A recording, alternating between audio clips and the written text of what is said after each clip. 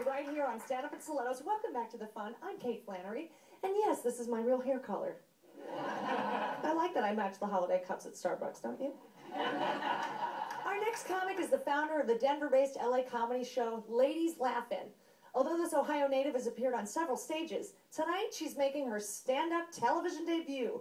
Just because there's snow on the stage doesn't mean there's not fire in the furnace. Please welcome Heather Snow!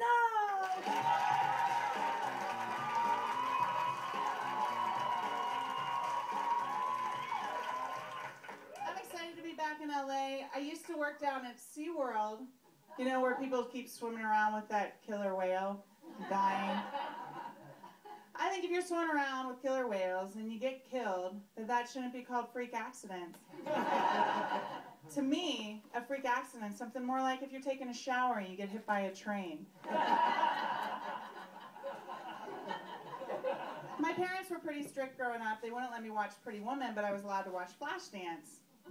So I could be a wet stripper, but I couldn't be a hooker with a dream.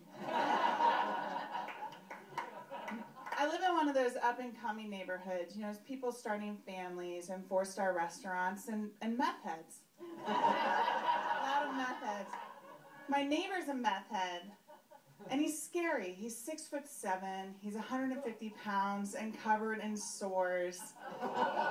At some point he stopped wearing a shirt and he just wears a cape.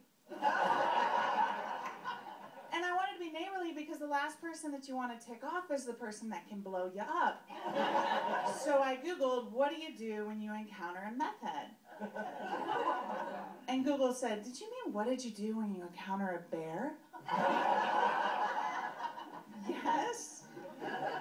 If you see a meth head, let him know you're human. Wave your arms. Avoid making meth head sounds or high-pitched squeals. Back away slowly in a diagonal motion. Don't run. You can't outrun a meth head. Meth heads have been clocked at speeds up to 35 miles per hour. I felt really terrible writing that joke when I needed his help the other day. I lost my cat. And so I said, meth head? Did you happen to eat him? I know you're drinking tonight. Don't drink and drive. It's expensive.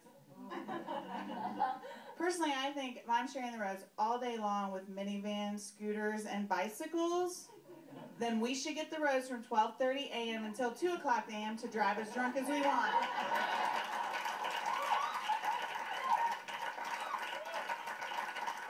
But what I learned after an all-you-can-drink vodka party on Halloween, I was walking home, I had a white tube dress on and a feather boa and snowflakes glued all over my body. My last name's Snow, I'm 6 feet tall. I was 6 feet of snow. Somebody stopped by and they said, do you need a ride? I said, yeah. And then some other stuff happened. And he gave me $1,000. Keeping America safe. Am I right?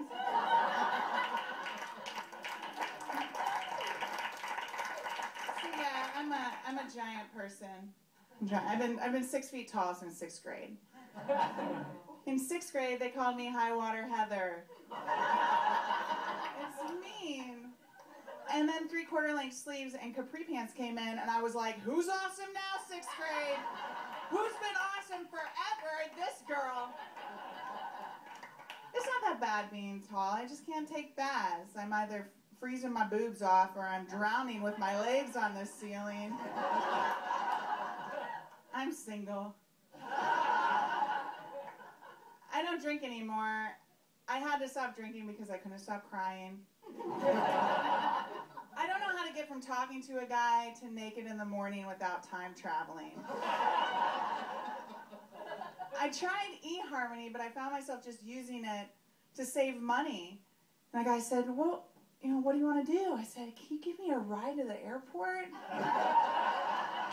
Great. My friends are always rummaging in on Facebook You know, they post their pictures of running through flower-covered fields, making out, holding hands, sitting on a park bench. Everything's perfect. I know that's not what they're doing. They're watching The Voice at home. But they're posting pictures of their babies 30 seconds after they're born, covered in goo.